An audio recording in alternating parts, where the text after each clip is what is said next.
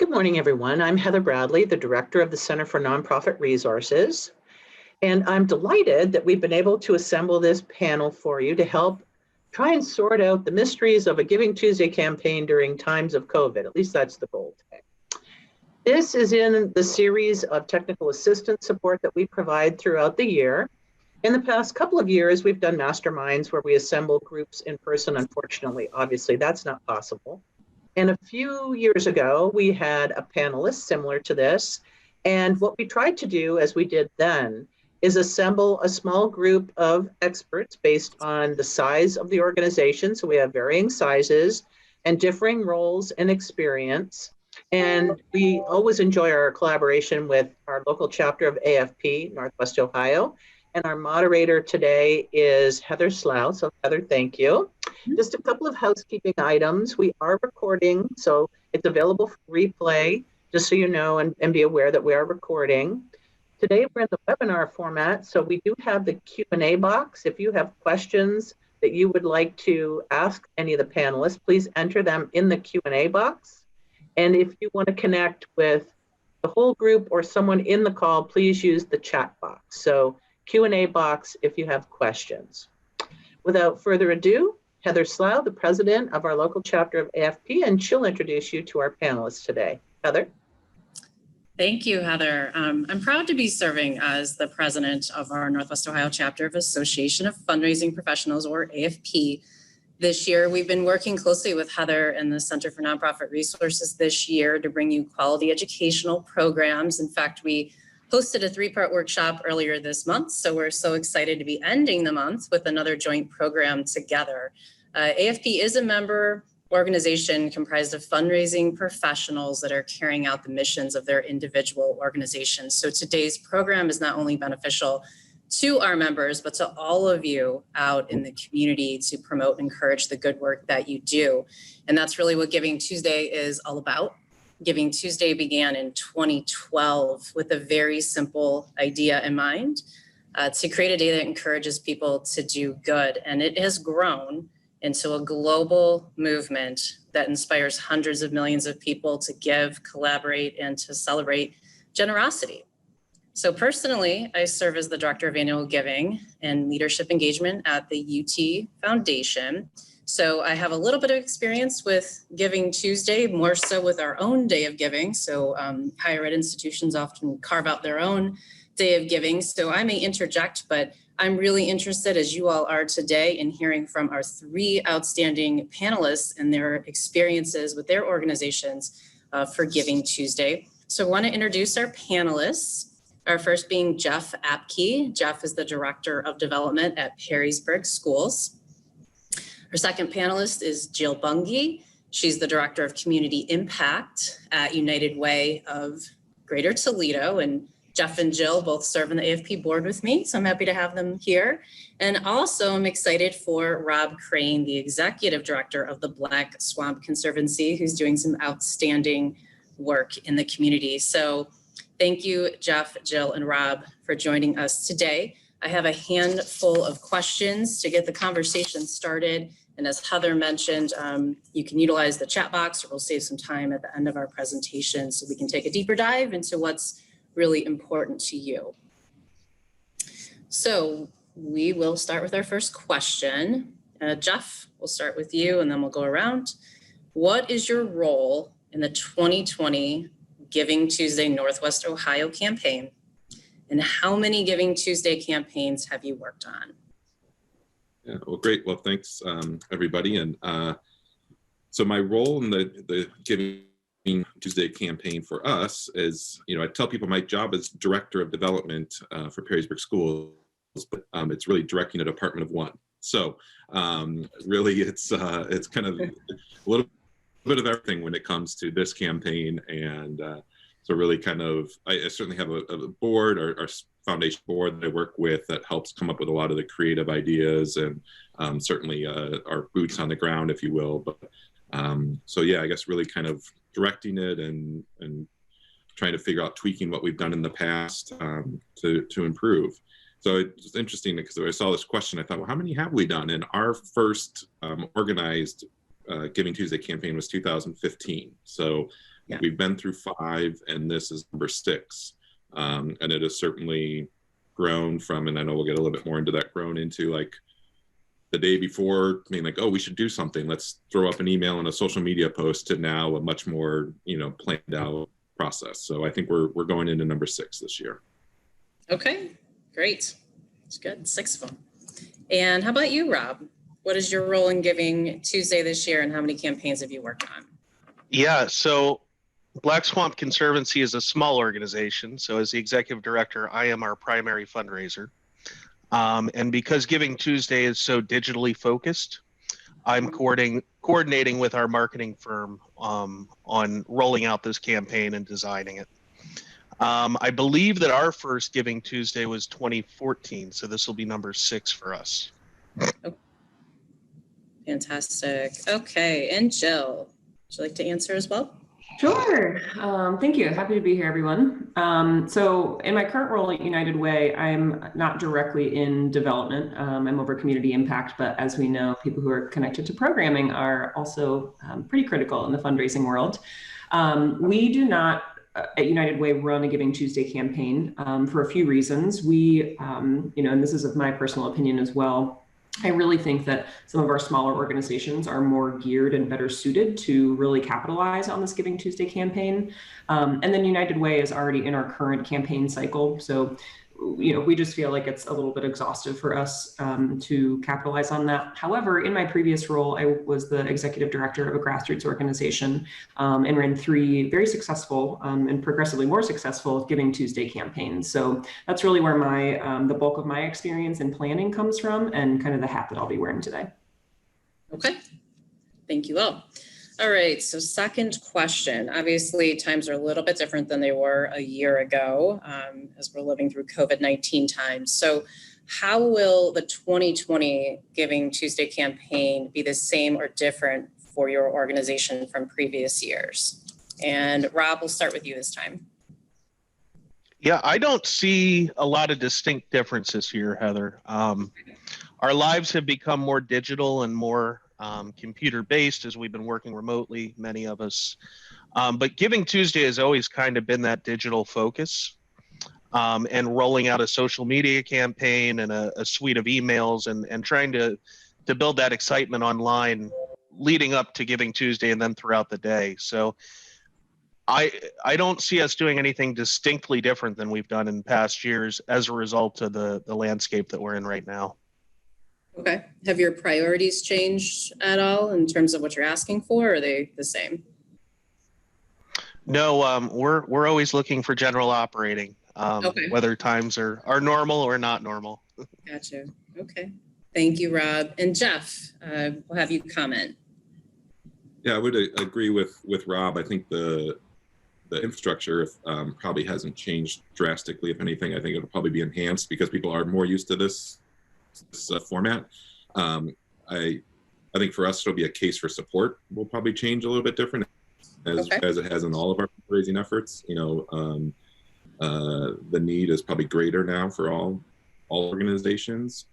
Something we did last year that was a success, and I think will enhance this year, as we began to work with the support organizations within the school, so our booster groups, our PDOs, and really kind of bringing it under one umbrella group and or one umbrella effort. And those groups have been particularly hit hard for the schools because they haven't been able to do their carnivals, their 5K runs, all those events, their event-based fundraising.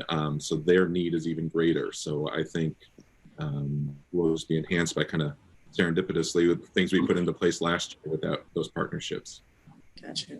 Okay, good. And Jill, you're not running a campaign at United Way, so.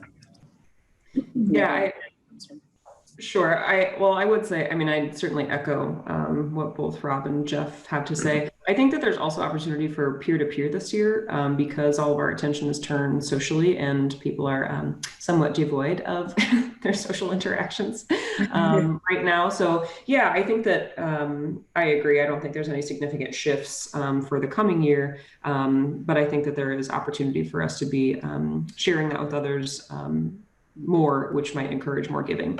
Most of the gifts that are amassing for a lot of us in that digital space are small, an accumulation of a lot of different donors who are coming in. So I think there's ripe opportunity there for sure. Okay, great. All right, so for the next question, Jill, I'll start with you. Do you think there is donor fatigue in our region that will impact Giving Tuesday campaigns? I actually don't. I have been just so pleasantly surprised and, not surprised because the Toledo community always shows up. But I think that people are wanting to contribute. We have, from the United Way lens, we've seen people really contribute in significant ways toward our COVID response fund. I think that's continuing into this Giving Tuesday.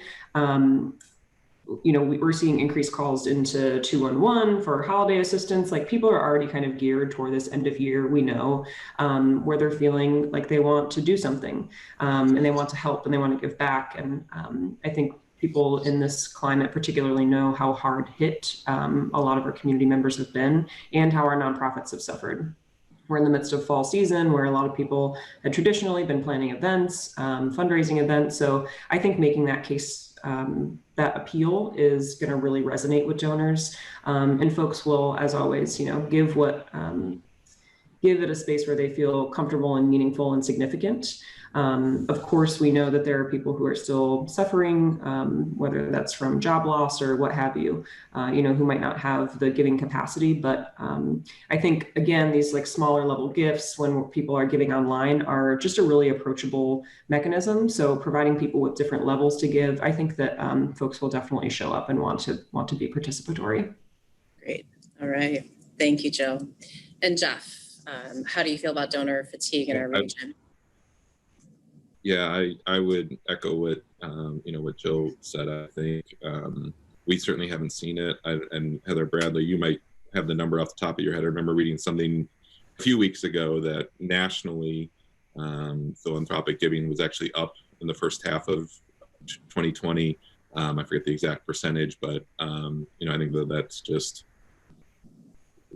people are understanding there's a need, and in some ways I think people might have a little bit more disposable discretionary income because they haven't been spending it on trips and whatever else this year. So and they want to tap into a way to put that to good use. So I was actually again thinking about this from my own just my own donor seat, and I think if anything it's been the political campaign fundraising that might make people a bit tired. I mean, I just look at how many text messages I get, from, in a given day or a given week, and I've started to tune them out. So that was one thing I would fear about. But obviously hope that should be done in about 4 days or so. So maybe that'll, people will refresh in a few weeks when we're ready for Tuesday. Yeah, luckily it's roughly a month away. So hopefully some of that will slow down and the noise will calm down. But Rob, we'd welcome your thoughts on donor fatigue in the region as well. I fully agree with what Jill and Jeff said. I'm not feeling it, and I don't think that it's going to have a big impact. With regard to Giving Tuesday, I suspect that there's probably more organizational fatigue, and especially in the small organizations that are making this lift year in and year out. But I don't feel the donor fatigue around Giving Tuesday or the end of the year this year. Good. Yeah, and I know we're looking forward to it at the University of Toledo as well. And donor counts have been similar. We're a little bit down because some of our campaigns are moved to different parts of the year. But overall, I think the people that want to give will still come forward for us. Our strong supporters will still be there for us. So on to the next question. Has your organization set specific goals for your 2020 Giving Tuesday campaign? So Jeff, we'll start with you. Yeah, the short answer is no, we haven't set a specific goal. I think our goal is just growth over last year. Okay. And that would be where we would be aiming for. Sure. Fair. Jill, not being in a campaign, I'll let you comment if you'd like about goal setting. Yeah, we are not running one, but I was thinking about this just a little bit. And I was curious if something like setting a specific goal toward like a particular project being funded would be effective. And I'm curious if anyone like in the chat as well has ever aimed their Giving Tuesday campaign around that. Okay, we'll encourage everyone to put their comments in the chat. And then while that's going on, Rob, how about you? What specific goals have you set? I don't look at Giving Tuesday through that lens. It is a part of our individual giving program, which runs throughout the year. It's an important lift at the end of the year and kind of works hand in hand with everything that we're doing. So we don't set specific goals for Giving Tuesday itself, but for larger individual giving targets. Okay, I'm sure everyone's hoping you do better than the year before, if Right. nothing else, right? You're hoping for 5% increase, 10%, however that goes. But okay, well, thank you all three for that.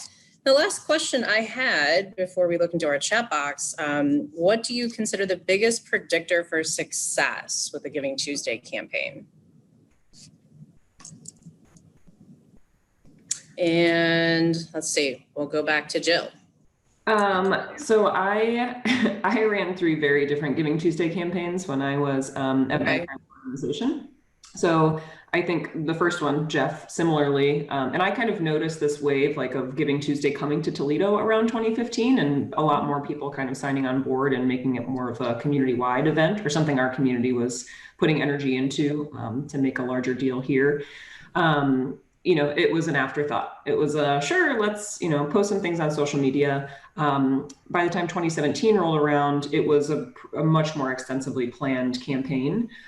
So days leading in advance, having all of our communications. We did a lot of live things on social media so people could actually participate in live time. We were giving them updates throughout the day. So it was really, there was a lot of hullabaloo around it to really make sure that our donors knew. We were also able to leverage matching funds a couple of years. So, you know, really encouraging that kind of goal and incentive for us to be able to get there. I always notice a lot of new donors, you know, folks who would follow us on social media and interact with us there, but maybe they had never given before. So that was a nice opportunity too for us to, you know, I was making sure that myself and my other staffer were, you know, there to be able to follow up quickly. So that also takes a little preparation and planning to make sure that on the day of, you're able to really be in the moment and participate in Giving Tuesday and, you know, in live time. But I think really that preparation, because as it has grown, it's also, you know, we know all of the media that we're bombarded with every day. It's a really noisy space. So I think prepping your donors in advance to say, hey, you know, we are going to be doing this. Here's what our goal is. And we would really encourage you to give to us among your other, the other charitable organizations or causes that you support on this day. Sure. Great point. Great point. Okay, Jeff, how about you? Biggest predictor of success? Yeah, and I think probably paralleled very similarly to Jill and her experiences. You know, we the biggest stuff called Predictor, or the biggest factor for our success, I think, has been bringing on some matching gift opportunities over the last couple of years. I mean, sometimes it was an individual donor, sometimes it was a local company. Certainly the incentives that the Greater Toledo Community Foundation have put up, always that it just gives us another reason to talk to people and make this sense of urgency be there. You know, we started, I'm going to say we've done it 2 years now, so this would be our 3rd year of kind of getting people to sign up, like to pre-register to make their gift on Giving Tuesday. So the right before Thanksgiving, or even the week before that, to say, hey, we're having this big day on next Tuesday. Put your name on this list, and we'll send you a reminder that morning to complete your gift. And that's been, we've seen a trend in that. So it's a good way to kind of get people committed, and another reason to talk to them. You know, we've done fun things where if you make a gift during the lunch hour, you'll be entered into a prize to draw something, you know, draw a prize at 1 o'clock, and so our kind of hour of power giving. So just, you know, those things, I don't know if those are predictors of success, but those are things we've implemented that I think have helped us grow our program over the last few years. Yeah, create some incentives and some excitement around what you're doing. So, okay. And Rob, how about you? How do you, predict success or measure success? Yeah, I agree with what's already been said. The matching gifts go a long way. And certainly just having good relationships with your supporter base and making sure that they're aware of the work that you're doing in the community, ahead of Giving Tuesday is critical. You need those relationships built. As far as this specific campaign goes, I find that being creative goes a long way in getting you above all the noise. Virtually every nonprofit organization in Northwest Ohio is going to be participating and out there in the front all day trying to push their message and their accomplishments and their needs for support. So trying to be creative to rise above that and to get the most eyes on your campaign as possible, I think is really critical to success in, as Jill said, such a noisy space. Sure. I'm curious myself then about how each of you have or are creating buy-in for your campaign too. So I know here at the University of Toledo Foundation, we do a lot of promo messages for our Day of Giving campaign, which is a little bit different than Giving Tuesday, but we have promo messages and videos. We may approach people through different channels, like direct mail or phone, crowdfunding. So I'm curious just kind of what the different channels you use to encourage support. So Jeff, do you have any comments on that for Perrysburg schools? Yeah, I mean, we use the traditional ones, email and social media. We kind of tied in some of what Rob talked about. Yes, it's a designated Day of Giving, but it's really part of our overall fall campaign. So we did a mail appeal that went out on mid-October, about 2 weeks ago, and then this will kind of be Tuesday's kind of our second touch point. So it's a one day, but it's really part of a greater strategy. So there's a mail component to it as well. We've had some success. We work with a company called Mobile Cause, which is our online giving platform, but also allows you to do outward text messaging. So we've gone into that the last couple of years as well, utilized that. So that's been sure. I don't know how, we don't have a lot of baseline, but it's had some positive impact for us. So you're texting your donors to encourage support. Okay, fantastic. We're just getting into that space here. So I'm glad to know that it's going well. Good. How about you, Rob? How do you market and encourage support? Specific to Giving Tuesday, it is very digital.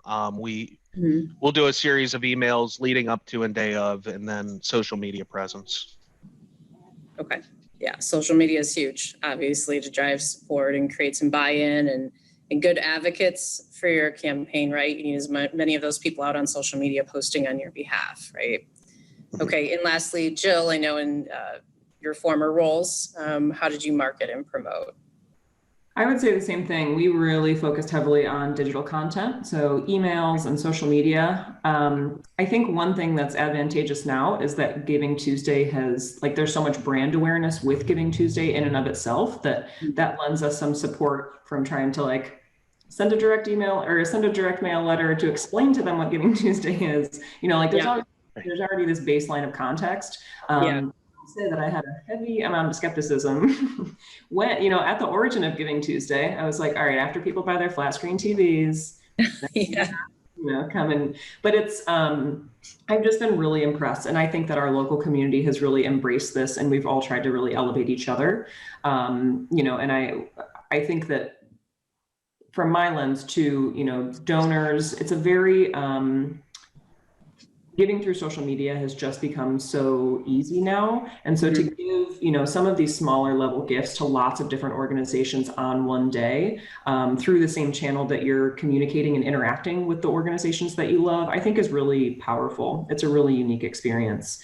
So we always went that social media route with a little bit, again, of that prep work leading up to, with some nice, digital pieces, looking at some of those photos to really talk about your work, but really prepping people to say, hey, this day is coming up. And I think also being on the tails of Thanksgiving, our thanking season, when we're talking about our donors and really praising them for all their wonderful philanthropic giving throughout the year and their support, is just a really nice tie-in. So it seems like an easy message to be able to draw together. Yes. 100%.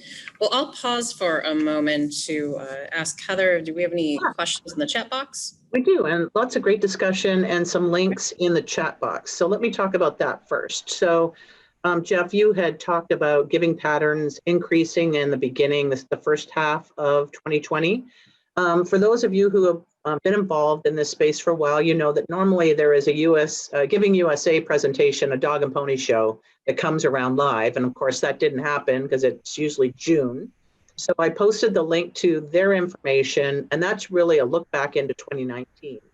And then I posted a second link that talks about giving patterns and the uptick in the first half. So that's one thing. If you're interested, you can look in the chat box.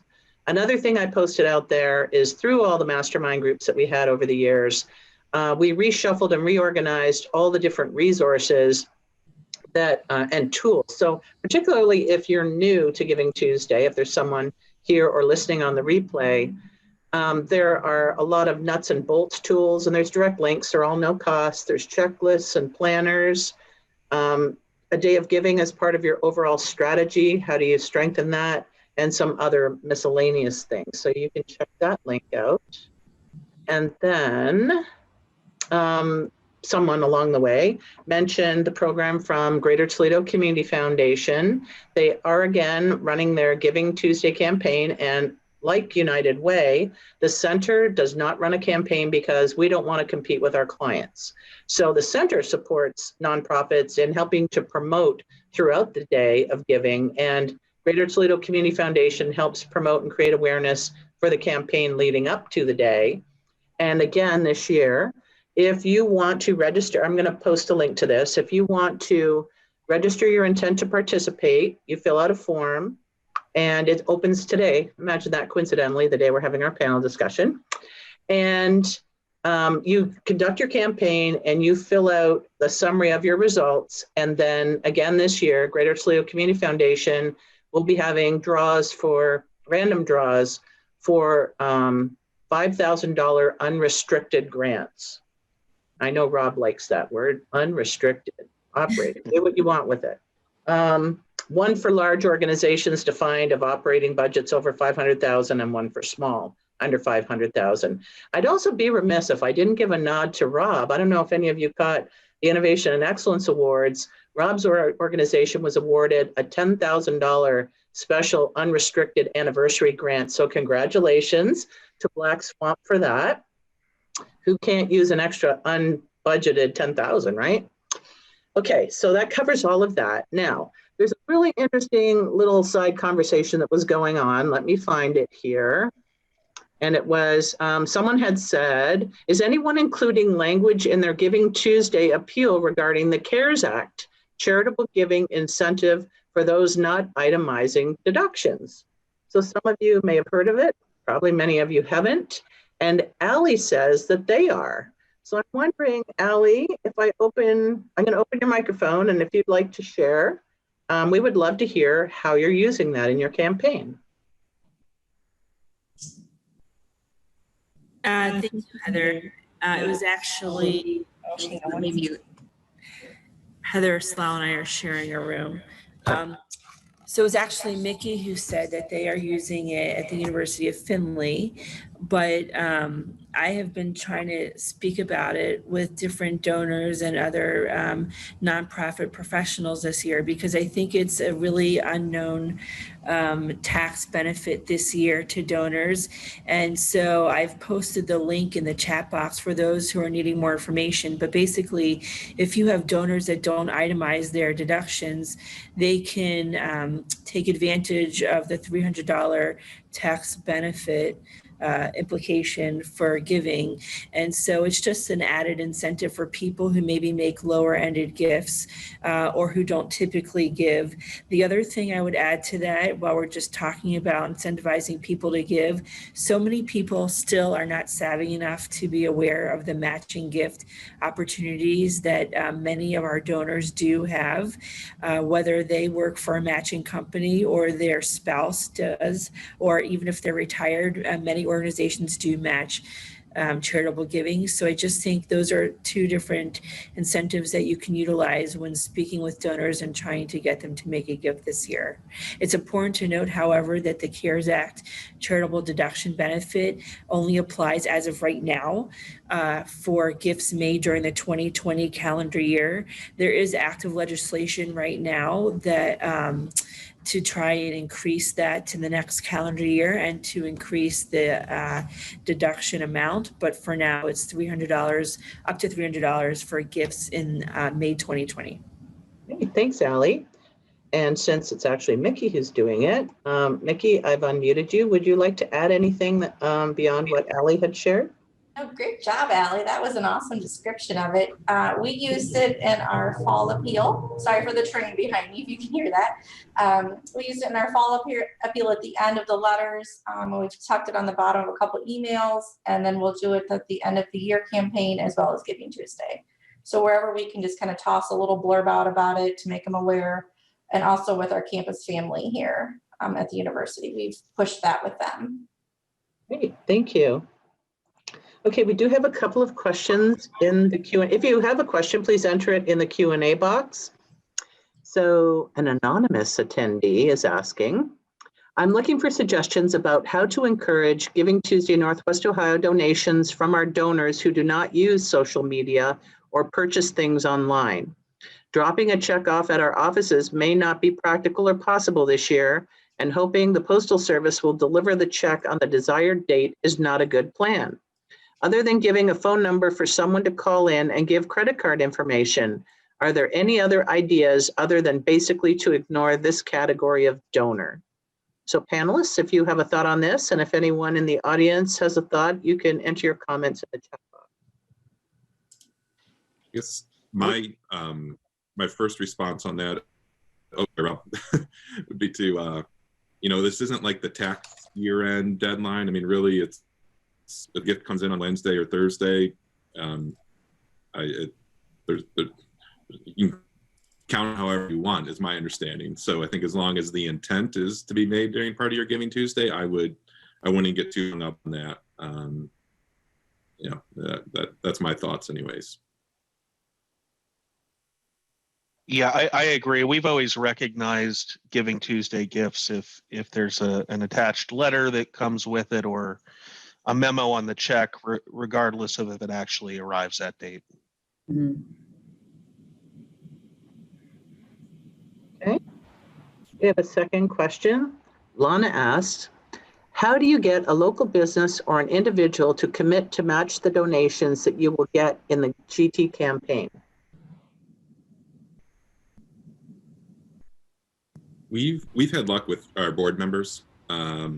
Really, we have a local business owner who's on our board, and he sort of takes the gift he was going to make anyways, and we leverage that as the giving, or as the match for Giving Tuesday.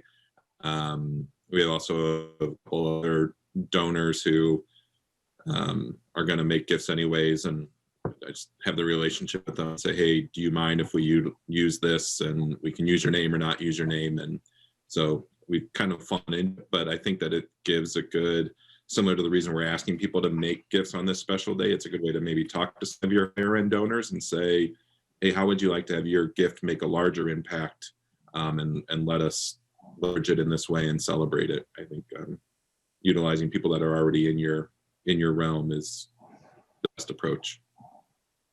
I agree with that, Jeff. I think that's a really easy ask for donors who are already in your circle. And as they're starting to think about what their end of year gift may be, I think it's also an opportunity for maybe them to increase their gift. So you make that appeal to them. Would you be interested in bumping your gift $250, $500 because we're going to see the return on this from the massive donors that, who are giving at that lower level.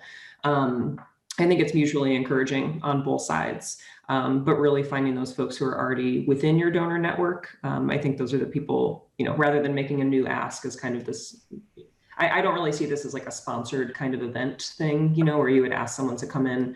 I really think it's within that inner circle.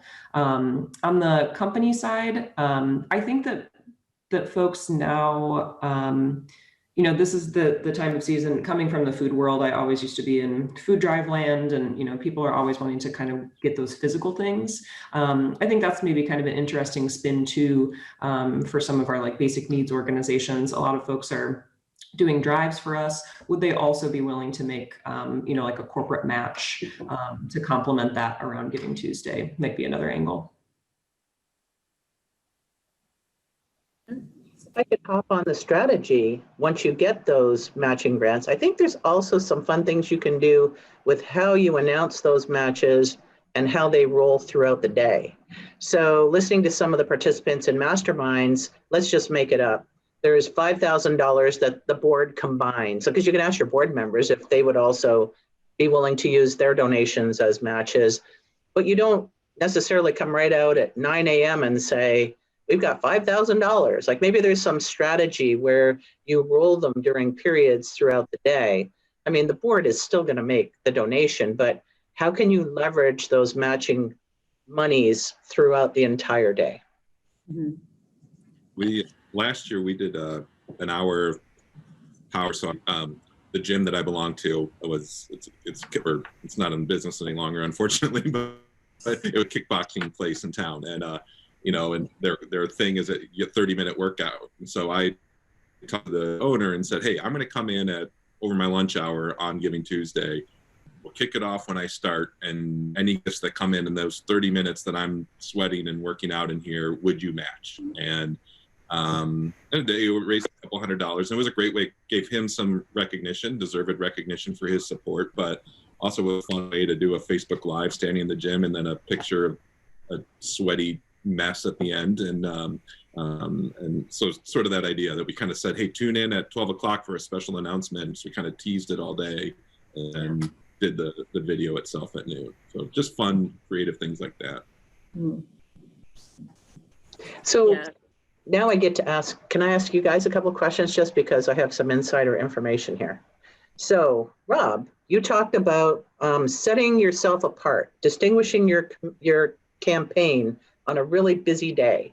And I happen to know that the years all blend, so I can't remember if it was last year or the year before, that your campaign actually got national recognition for your creativity.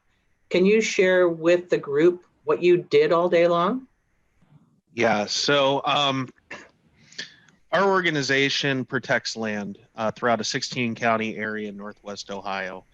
And, some of those sites can be pretty far away, and people may not visit them frequently or even ever, but they're beautiful places that provide a lot of services to our community. Many public parks, many private wetlands that help clean our water and provide habitat for wildlife. So what we did is we purchased a statue of a heron. The great blue heron is our logo and our mascot. And we spent about a month and a half ahead of Giving Tuesday shopping her around and taking photos of her on our protected landscapes. And we then, about a week, 2 weeks before Giving Tuesday, we had a naming contest on our Facebook page where we let the public name the heron mascot, and they named her Erie.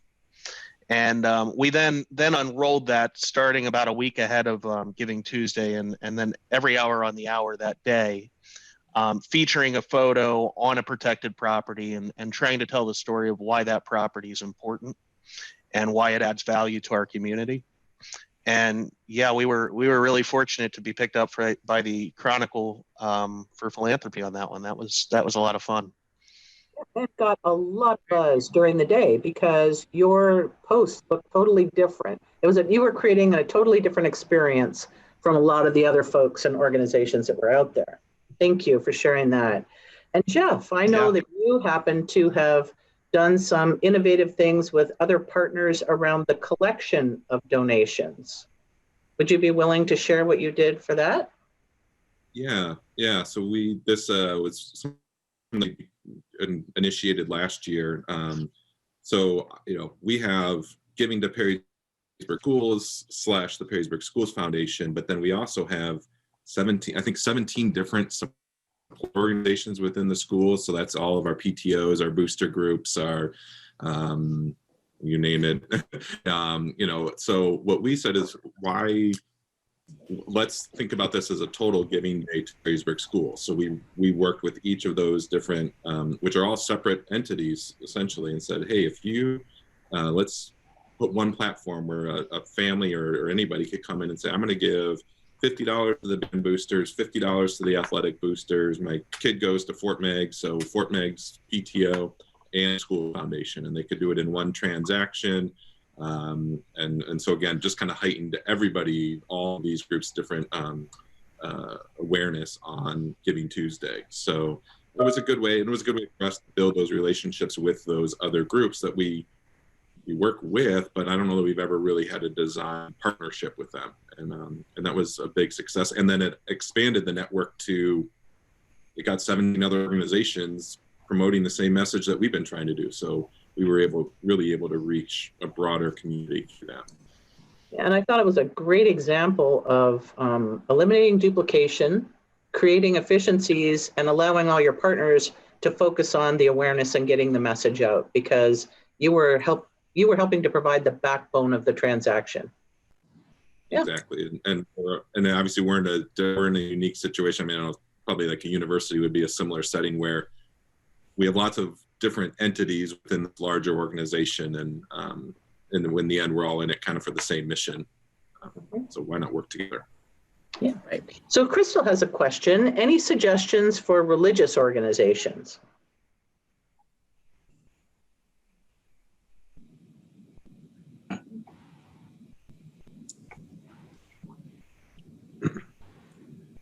Crystal says that's a no. So Crystal, if you could, I can unmute you, or you can type in the chat. What specifically, so that's a pretty broad question. So what specifically would you like to get some clarity or some ideas about? And let me just, okay, so she's not typing. So Crystal, you can unmute. All right. Hi, guys. How are you? I do some work with the Multi-Faith Council of Northwest Ohio, and they are not necessarily a religious organization.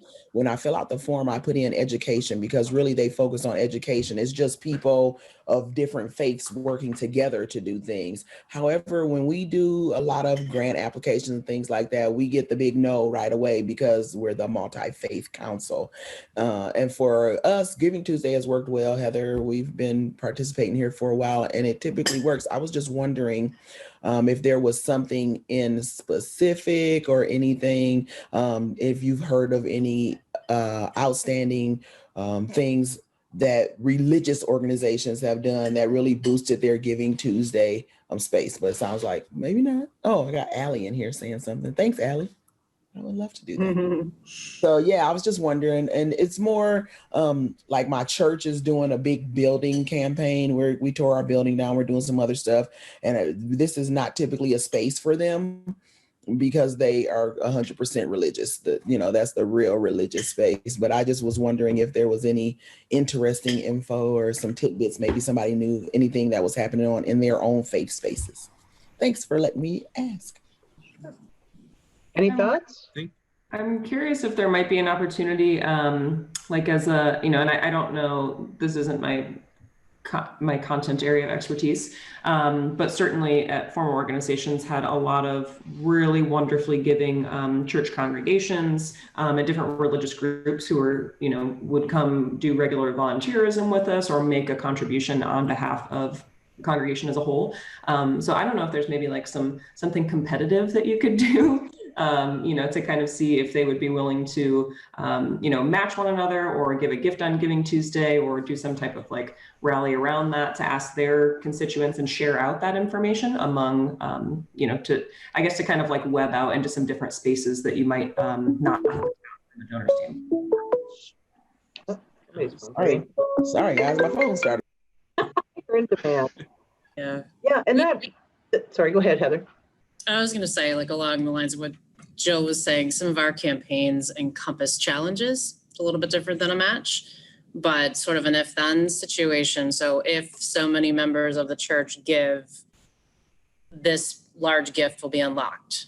So maybe you have someone step forward with a gift of say $1,000, and if 100 members of the church give, we unlock this gift of 1,000 to try to like incentivize them a little bit and get the group to come in and give. So those are just some of the things that we do in addition to like our traditional, 1-to-1 or 2-to-1 matches that we run on our campaigns. That's great. Thank you so much. This isn't a lens that I look through on a daily basis, but it does seem to me that you have some opportunity for promotion on those days of worship leading into Giving Tuesday, and working with some of the religious organizations that you're aligned with to reach out to their membership, to their people. And if I were, without having a lot of intimate knowledge of your organization, if I were designing a campaign, I think that I would be trying to make that interfaith connection and kind of bridging some barriers through a social media campaign. But that's very off the cuff thinking. Yeah. And it also reminds me of conversations, several that were had during masterminds, where people were redefining the goal as things that were not money. Now, I understand that's the genesis of Giving Tuesday. Some groups were more about first-time donor focus or volunteers, or one group, I think it was Nature's Nursery, just spent the day thanking people. So it wasn't a goal about money, and guess what? They ended up getting money. But Crystal, that might also be another opportunity. I suppose just as you're talking, I'm also thinking, well, is it the Multi-Faith Council and leveraging the network like Rob and Jill were suggesting, or is it helping each of the individual members, the religious institutions, do their own campaign? So I think there's some strategic design opportunities there. Jeff, you were going to say something? Along those lines, maybe kind of thinking like a giving circle model, where maybe that's that you bring in leaders from the different congregations or groups that you work with, and almost maybe chart what next year is going to look like, and say what are the issues. Let's use this day to think about what issues in our community can we address, and should we be working towards kind of inviting them into the fold, cultivating for not only their future financial support, but their current and future programmatic support. That might be a different approach too. I like that idea, Jeff. And from a, loosely interpreting the term giving, that's also a day for people to be physically giving their time or their hours, volunteerism. So that might be a nice spin, especially within those communities. Definitely agree. Thanks so much for the additional input, guys. Appreciate it. Great. Heather, let's pivot a little bit, because I know professionals such as yourself do not take lightly the decision to create a day of giving that's not on Giving Tuesday. Sure. And your organization did that. So it's certainly one way to separate yourself from the pack. Are there some tips, items you could point people to that if their organization is going to consider having a day of giving separate and apart from Giving Tuesday, that you would invite them to consider? Sure. For us, it was a trend that was emerging in higher education to carve out a day of significance that was very special to our university. And so the first thing I would think of is, choose a time or a day of significance. So for us, we chose Founders Day for the university. So maybe it's, coincides with when your organization started, or some special day that you can rally around. So that's one of the first things we did. We have the advantage of using crowdfunding software. And so you may want to take a look at what platform you'll use to promote your day. Here at the university, we have many colleges and departments. So we sometimes struggle with, how many entities, are out there with their fund or their cause, and how do we pull everybody in. But time of the year is important. The different channels you use to promote are important. You need to make a really big splash. There are several months of planning that go into our Day of Giving. And this year we made the call back in April to postpone our Day of Giving, which should have happened this month here in October. So we're postponing to the spring, but quite a bit of planning goes around. You don't have the advantage of a national day to lean on, or national hashtags or platforms. So you need to really create your own space and your own campaign. One of our biggest predictors of success are how many advocates do we have? So how many people in the community are rallying support on our behalf? Are they sharing on their own social media platforms? Are they out there emailing their personal circles of influence on our behalf? If we don't leverage all of those resources for ourselves, we aren't successful. So we need a lot of strong partners to really get our name and our day out. So we do also lean on video quite a bit too. So we have a promotional video that we send out to really hype up the day and get people excited. We have a video that's featured the day of, and then of course, stewardship is so important. We didn't speak much about that this morning, but thanking your donors on the back end, and some of that footage comes out of day of activity. So don't forget about the power of video, especially in this day and age. You don't have to have a camera crew. You can just do a cell phone video that's very authentic and real as well to reach your audiences. So thanks, Heather. And Jill, so your current self, having several years and several campaigns under your belt, if you were allowed to speak to your previous self, the self that first got the food for thought, because there's going to be some people listening to this who either wear a lot of hats, just like you did and Rob does, and what would you tell that brand new ED who's starting the first campaign or her first campaign with the organization? What would you tell her? So I'm a big procrastinator. So likely I would probably not have started as early as I wanted. I think it's still worth doing something. I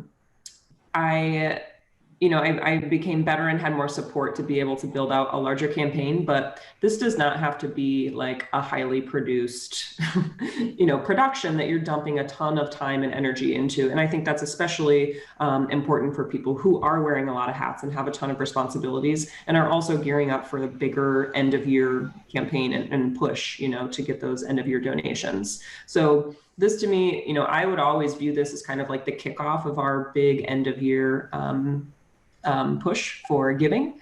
And I think though that making time to build a little bit of content for yourself in advance is really, really helpful.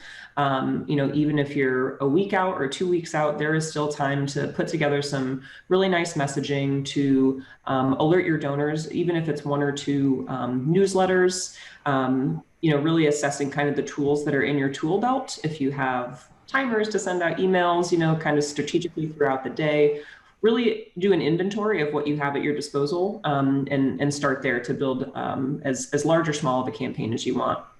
And then I would be remiss, I'm really glad that Heather brought up donor stewardship, because we always had a ton of new donors on Giving Tuesday.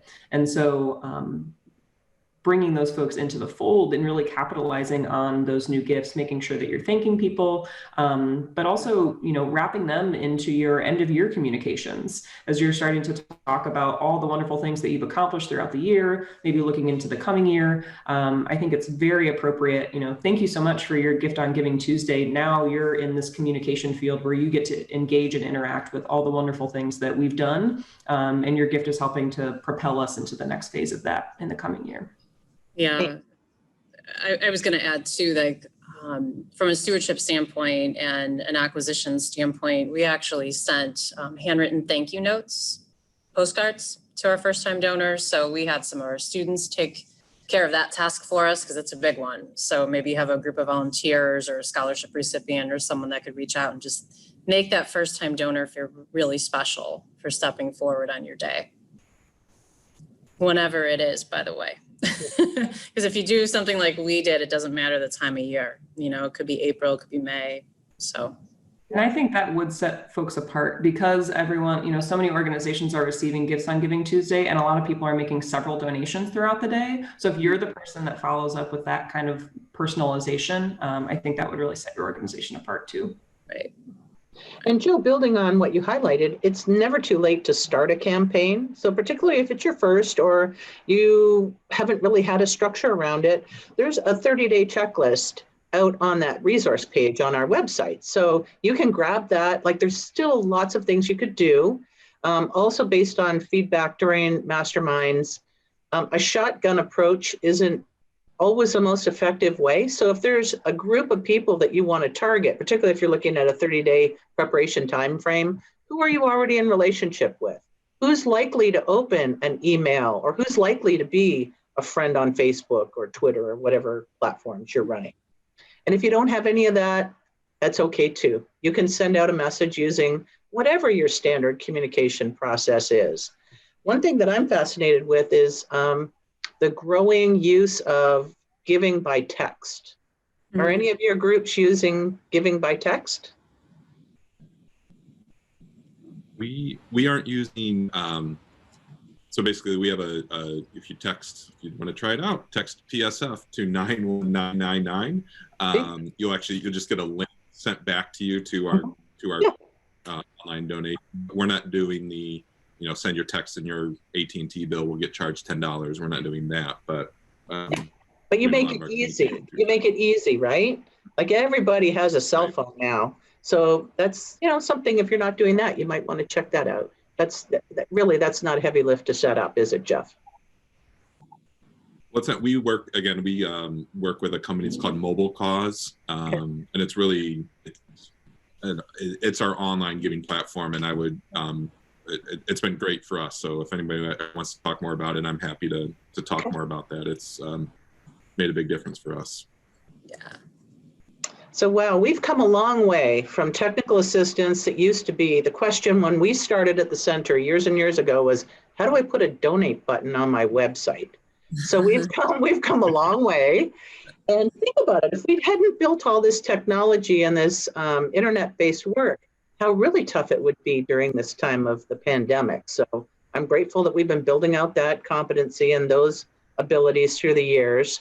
I really want to thank our panelists and all the people who took the time to participate today. And if you're listening on a replay, yay for playing the replay. Want to remind folks that there are still a few workshops left through the end of the year, and want to thank the Greater Toledo Community Foundation for underwriting the registration fees for those on Zoom. So thank you for that. And any final thoughts, anything else that anyone would like to add as we send people off and wish them the best for a fruitful campaign? Anybody? I would say just do something. You've got to go in confidently. And wish you the best of luck for a really successful Giving Tuesday. Yeah, same. Great. Well, again, thank you very much. Thank you, AFP, for partnering on another great program. And if you want to check out the resources or if you have questions, you can contact us here at the center. Okay? Have a great week. Thank you, everyone. Thank you. Thanks. Bye.